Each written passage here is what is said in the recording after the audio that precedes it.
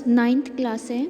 आज हम आपको काव्य सौंदर्य के तत्व में सबसे पहले रस है, तो सबसे पहले हम आपको रस पढ़ाएंगे। तो रस क्या है? रस का शाब्दिक अर्थ है आनंद। किसी काव्य को पढ़कर, सुनकर अथवा नाटक आदि को देखकर हमारे मन में जिस आनंद की अनुभूति होती है उसे रस कहा जाता है। तो रस किसे कहते हैं कि जब हम किसी काव्य को पढ़ते हैं, सुनते हैं अथवा कोई नाटक देखकर हमारे मन में जो आनंद की अनुभूति होती है, जो खुशी की अनुभूति होती है, उसे हम रस कहते हैं। रस की निष्पत्ति भरत मुनि ने पहली शताब्दी में की थी और उन्होंने कहा कि विभाव, अनुभाव, व्यभिचारी भाव, संयोग, दृश्य, निष्पत्ति अर्थात विभाव, अनुभाव तथा संचारी भाव के संयोग से ही रस की निष्पत्ति होती है। इसे सूत्र रस भी कहा जाता है। रस से पूर्ण वाक्य ही काव्य है। साहित्य दर्पण में काव्य की व्याख्या करते हुए आचार्य विश्वनाथ ने कहा है, वाक्य रसात्मक काव्य अर्थात रसात्मक वाक्य को ही काव्य कहते हैं। रस को काव्य की आत्मा कहा जाता है। तो रस को काव्य की आत्मा कहते हैं तथा रसात्मक वाक्य को काव्य कहा जाता है। रस के 4 अंग होते हैं, जिसमें स्थायी भाव, विभाव, अनुभाव, संचारी अथवा व्यभिचारी भाव होते हैं। सबसे पहले है स्थायी भाव। मानव के हृदय में कुछ ऐसे भाव होते हैं जो हमेशा स्थायी रूप से विद्यमान रहते हैं, इन्हें हम स्थायी भाव कहते हैं। तो जो मानव के हृदय में हमेशा विद्यमान रहे, हमेशा स्थित रहे, उसे स्थायी भाव कहा जाता है। स्थायी भाव का अर्थ है प्रधान भाव। काव्य या नाटक में एक स्थायी भाव प्रारंभ से अंत तक बना ही रहता है। स्थायी भाव की परिपक्व अवस्था से ही रस उत्पन्न होते हैं। रसों की संख्या 9 मानी गई है, इसी कारण रस भी 9 बताए जाते हैं। आगे चलकर कुछ विद्वानों ने वात्सल्य तथा भक्ति रस की आचार्यों ने कल्पना भी की। मतलब कुछ प्राचीन विद्वानों के अनुसार रसों की संख्या 9 तथा उनकी जो स्थायी भाव है वह भी 9 बताए जाते हैं। और इसके बाद कुछ विद्वानों ने, कुछ आचार्यों ने 2 और रस जोड़ दिए, जिसे भक्ति तथा वात्सल्य रस कहा जाता है। इस प्रकार रसों की कुल संख्या 11 हुई। रस और उसके स्थायी भाव कुछ इस प्रकार हैं, जिसमें कि सबसे पहला है श्रृंगार रस। इसका स्थायी भाव होता है प्रेम या रति। दूसरा है शांत रस, इसका स्थायी भाव निर्वेद। इसके बाद तीसरा है हास्य रस, इसका स्थायी भाव हास्य। अद्भुत रस, इसका स्थायी भाव विस्मय। करुण रस का स्थायी भाव शोक। विभिन्न रस का स्थायी भाव घृणा। वीर रस का स्थायी भाव उत्साह। वात्सल्य रस का स्थायी भाव वात्सल्य। रौद्र रस का स्थायी भाव क्रोध। भक्ति रस का स्थायी भाव भगवत विषयक अनुराग। जैसे कि जिसका जब हम भक्ति, मतलब अगर हमें ईश्वर के प्रति प्रेम हो गया तो वो हो गया भक्ति रस।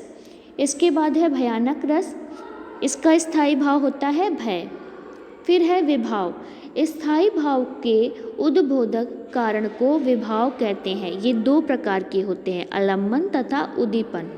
आलम्बन किसे कहते हैं कि जिसका आलम्बन या सहारा पाकर स्थायी भाव जागृत हो, उसे आलम्बन भाव कहते हैं। जैसे कि नायक और नायिका, मतलब जब किसी को बीच में जैसे जिसकी बात हो रही है या फिर किसी का सहारा लेकर जब कोई भाव उत्पन्न हो तो उसे आलम्बन भाव कहते हैं, आलम्बन विभाव कहते हैं। जैसे नायक और नायिका।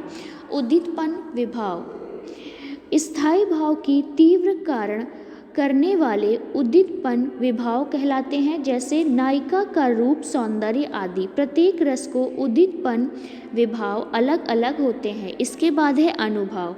मनोगत भाव को व्यक्त करने वाली शारीरिक तथा मानसिक चेष्टाएं अनुभाव कहलाती हैं। जैसे कि इसकी संख्या भी 8 मानी गई है। जो अनुभाव होते हैं उसकी संख्या 8 मानी गई है। स्तंभ, संवेद, रोमांच, स्वर, भंग, कंप, रंगहीनता, अश्रु, प्रलय आदि। इसके बाद है संचारी भाव। संचारी भाव या फिर व्यभिचारी भाव, मन के संचारण करने वाले भाव को संचारी या व्यभिचारी भाव कहते हैं। इसकी संख्या 33 मानी गई है। जैसे हर्ष, विषाद, भय, लज्जा, ग्लानि, चिंता, शंका, असूया, अमर्ष, मोह, गर्व, उत्सुकता, उग्रता, चंपलता, दीनता, जड़ता, आवेग, निर्वेद, घृति, मति, विबोध, वितर्क, श्रम, आलस्य, निद्रा, स्वप्न, स्मृति, मद, उन्माद और अविहितता जैसे हर्ष और भय को छुपाना, मूर्छा, व्याधि एवं मरण। तो ये सभी संचारी भाव माने जाते हैं। अब आपके पाठ्यक्रम में केवल 2 रस की चर्चा की गई है, जिसमें श्रृंगार है और वीर रस है। तो सबसे पहले हम आपको श्रृंगार रस बताएंगे। श्रृंगार रस किसे कहते हैं? प्रेमी या प्रेमिका नायक या नायिका के मन में स्थित भाव को स्थित रति भाव से जो आनंद की अनुभूति होती है उसे श्रृंगार रस कहते हैं। जब किसी नायक या नायिका अथवा प्रेमी या प्रेमिका के मन में स्थित स्थायी भाव, रति नामक जब स्थायी भाव उत्पन्न होता है और जो आनंद की अनुभूति होती है उसे श्रृंगार रस कहा जाता है। 2 प्रेमियों के पारस्परिक मिलन तथा वियोग, इन दोनों पक्षों के ग्रहण में श्रृंगार रस के भेद होते हैं। जैसे कि 2 प्रेमियों के मिलना तो संयोग श्रृंगार, और जब उनका बिछड़ना होगा तो फिर वियोग श्रृंगार कहलाता है। अब संयोग श्रृंगार किसे कहते हैं?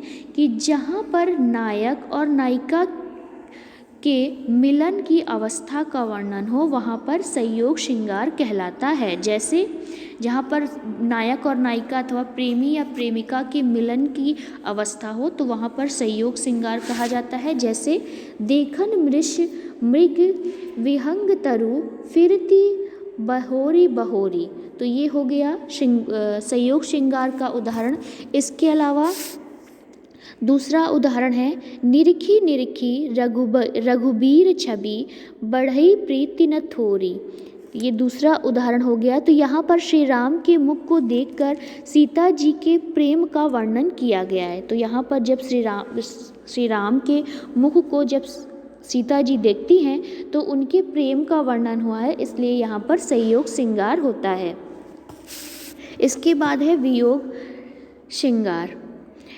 यहाँ पर नायक नायिका की वियोग अवस्था का वर्णन होता है, उसे वियोग श्रृंगार कहते हैं। तो जहाँ पर नायक नायिका की बिछड़ने की या फिर उनके वियोग की अवस्था हो तो उसे वियोग श्रृंगार कहते हैं। जैसे भूषण भसन भोग सुख भूरी मन तन बचन तजे तिन तूरी। तो ये हो गया वियोग श्रृंगार का उदाहरण। इसके बाद है वीर रस। तो वीर रस किसे कहते हैं? वीर रस का स्थायी भाव होता है उत्साह। तो यहाँ पर किसी युद्ध अथवा दुष्कर्म करने के लिए हमारे हृदय में स्थित जो स्थायी भाव, उत्साह नामक स्थायी भाव जागृत होने लगता है उसे वीर रस कहते हैं। तो जहाँ पर किसी युद्ध अथवा किसी दुष्कर कार्य को करने के लिए हमारे हृदय में निहित स्थायी भाव उत्साह के जागृत होने से वीर रस की उत्पत्ति होती है।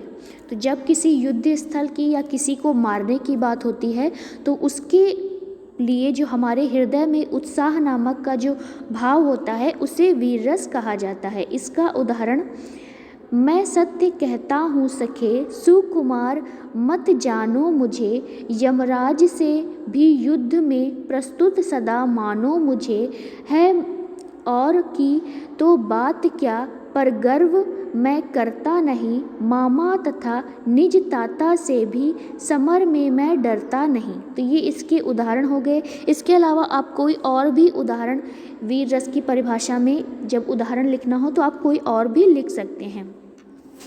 इसका स्पष्टीकरण कि यहाँ पर स्थायी भाव उत्साह है और विभाव आलम्बन में कौरव, उदितपन में अभेद चक्र व्यूह की रचना की गई है। आश्रय में अभिमन्यु और अनुभाव में चक्रव्यूह भेदन का वर्णन किया गया है।